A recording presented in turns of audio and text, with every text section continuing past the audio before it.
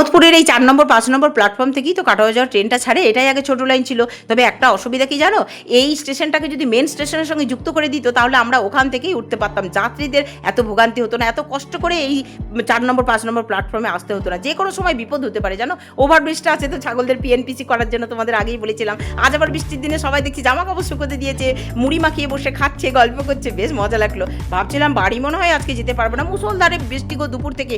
যা গরম পড়েছিল, বৃষ্টিটা হওয়ার জন্য বেশ ঠান্ডা হয়ে গেছে। আর এই স্টোলটা 12 মাস আমার ব্যাগের মধ্যে থাকে। খামখেয়ালি প্রকৃতিকে একদম বিশ্বাস করা যায় না।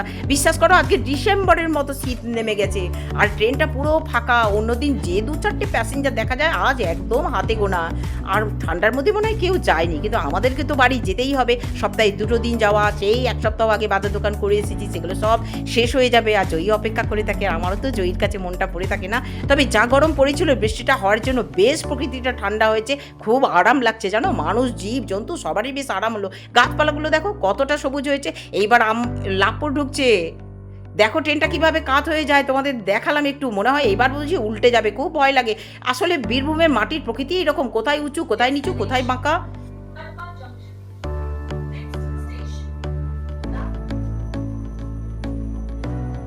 যাক, ঠান্ডায় ঠান্ডায় বাড়ি চলে এলাম, একদম জল খেতে ইচ্ছা করছে না। আজকে জয়ী গরম গরম চা বসিয়েছে, এখন চা খেয়ে শরীরটা গরম করি। তোমরা এতক্ষণ যারা আমার ভিডিও দেখলে, তোমাদেরকে অসংখ্য ধন্যবাদ। তোমরা সবাই খুব ভালো থেকো, সুস্থ থেকো, আমার সঙ্গে থেকো।